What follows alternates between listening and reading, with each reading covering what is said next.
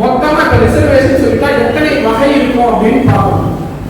இப்ப எங்க பஞ்சாயத்துல பெண்களுக்கு வருமா, ஆண்களுக்கு வருமா, எஸ்டிக்கு வருமா, எஸ்சிக்கு வருமா, அப்படி என்னென்ன வகை இருக்கு? ரிசர்வேஷன் ஒரு வகை இருக்கும்ல, என்னென்ன வகை இருக்குன்னா 6 வகை இருக்கு. பெண்கள், பட்டியல் பிரிவினர், பட்டியல் பெறக்கூடிய இது 3 தானே, இங்க 6 வந்துச்சு அப்படின்னு ஒரு கேள்வி இருக்கலாம். 6 வகை என்னன்னு சொல்லிடுறேன்.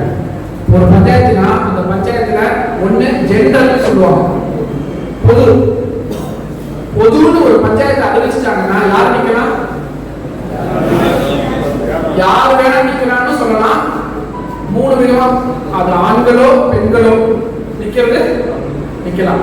ஆனா அவங்க என்ன செக் பண்ணுவாங்கன்னா ஓட்டர் லிஸ்ட்ல உங்க பேர் இருக்கான்னு பார்ப்பாங்க.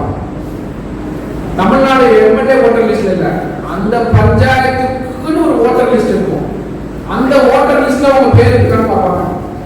இல்லைன்னா நீங்க உங்க வேட்புமனு நிராகரிக்கணும். இல்ல ஒரு நகராட்சி தேர்தல் நிற்கிறேன், மாநகராட்சி தேர்தல் நிற்கிறேன், எந்த உள்ளாட்சியில் நாம் நிற்கிறோமோ அந்த உள்ளாட்சிக்கான ஒரு வேட்பாளர் பட்டியல் இருக்கும், வாக்காளர் பட்டியல் இருக்கும். அந்த வாக்காளர் பட்டியல நம்ம பேருக்கு தான் முதல் பார்க்கணும். நான் எல்லாம் நாமினேஷனும் பண்ணிட்டேன், ஆனா என்னோட ஓட்டு வந்து எங்கேயோ வச்சிருக்கேன், இங்கே வந்து நாமினேஷனா கேட்கக்கூடாது. அப்ப நாமினேஷன்ல வரிசையை எந்த ஊராட்சி எல்லாமே கேட்டுவாங்க. அப்ப பொதுன்னு ஒண்ணு அறிவிச்சிட்டாங்க அப்படின்னா யார் வேணா நிக்கலாம். ஆண்கள், பெண்கள், பட்டியல் பிரிவினர், பழங்குடியினர், யார் வேணா அங்க நிக்கலாம்.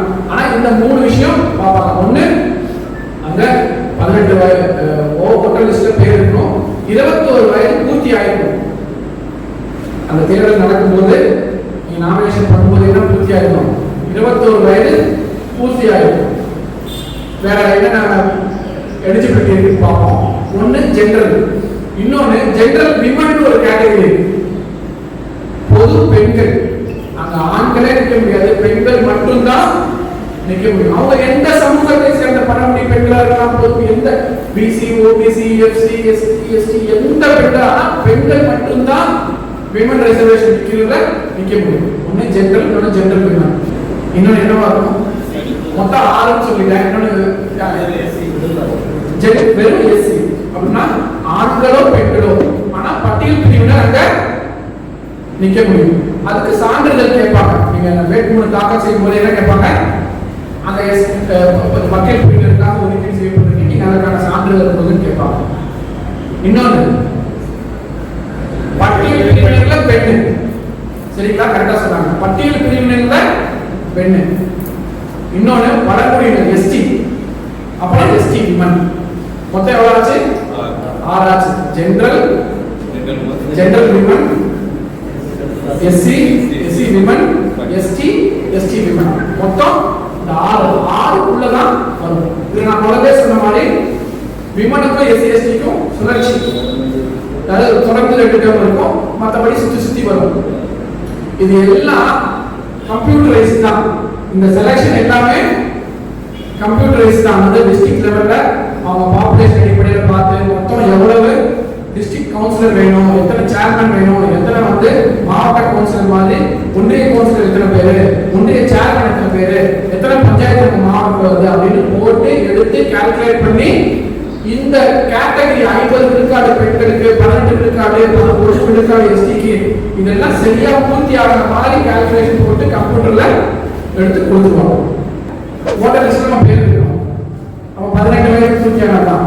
ஆனா நீங்க தேர்தல் நடக்கும்போது 21 வயது பூர்த்தி ஆயிருக்கும். 3வது, நீங்க நல்லா கவனிக்கணும், எந்த பஞ்சாயத்தில் நீங்க போட்டி போடுறீங்களோ அங்க நீங்க ஒப்பந்ததாரர் கான்ட்ராக்ட் ஒர்க்கு வச்சுக்க கூடாது. அது ஒப்பந்ததாரர் லிஸ்ட் வச்சுப்பாங்க, கான்ட்ராக்டர் லிஸ்ட் வச்சுப்பாங்க, அதுல உங்க பேரு நீங்க அதுல இருக்கக்கூடாது. அதே மாதிரி பஞ்சாயத்துல ஏதாவது ஒரு கேஸ் போட்டுருக்காங்கன்னா அந்த பஞ்சாயத்தை எடுத்து நீங்க அந்த கேஸ்ல அப்பியர் ஆகிக்கூடாது. நீங்க வழக்கறிஞர்லாம் வந்திருக்கீங்க, ஏதோ ஒரு காரணத்துல பஞ்சாயத்துல ஏதோ ஒரு மனத்தில் நடந்துருச்சு, இது சரியில்லை, கிழக்கு சரியில்லை, ஏதோ ஒரு கேஸ் போட்டுருக்கான்னு வச்சுக்கோங்களேன்.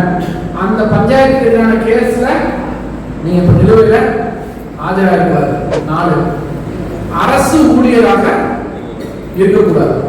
அரசு ஊழியர், நீங்க எந்த ஒரு அரசு ஊழியராக, அரசு சம்பளம் வாங்குற ஊழியருக்கும் தேர்தலுக்கும் சம்பளம், நீங்க ரிசைன் பண்ணிட்டு வந்து நிக்கிறாங்க, நாமினேஷன்ல பாக்குறாங்க அப்படின்னு ரிஜெக்ட் பண்ணிடுவாங்க. நீங்க அரசு ஊழியராக இருக்கக்கூடாது. அடுத்தது மிக முக்கியமான 6வது பாயிண்ட் என்னன்னா,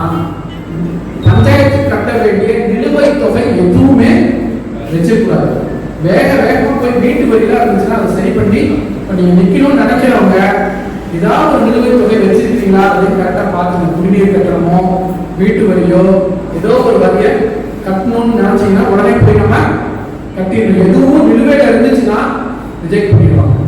இந்த ரிஜெக்ட் பண்ணிடுவாங்க நம்ம ஏன் சொல்றோம் அப்படின்னா, நீங்க வந்து நாமினேஷன் ஃபைல் பண்ணும்போது எதிரில் ஒருத்தவங்க ஃபைல் பண்றாங்களா, அவங்க சில தரவுகளை கொண்டு போய் இல்ல இவர் சரியா பில் கட்டல, இவர் ஒப்பந்தக்காரரா இருக்கிறாரு, கோர்ட்ல வந்து இவர் பஞ்சாயத்து கேஸ்ல நின்றுருக்காரு, இவரோட ஓட்டர் லிஸ்ட்ல நம்பர் இல்லை, தப்பான நம்பர் வேட்புமனுல கொடுத்துருக்காருன்னு அவங்க காட்டி அது ப்ரூவ் ஆயிடுச்சுன்னா நம்ம கேன்சல் பண்ணிடுவாங்க, வேட்புமனுவை கேன்சல் பண்ணிடுவாங்க.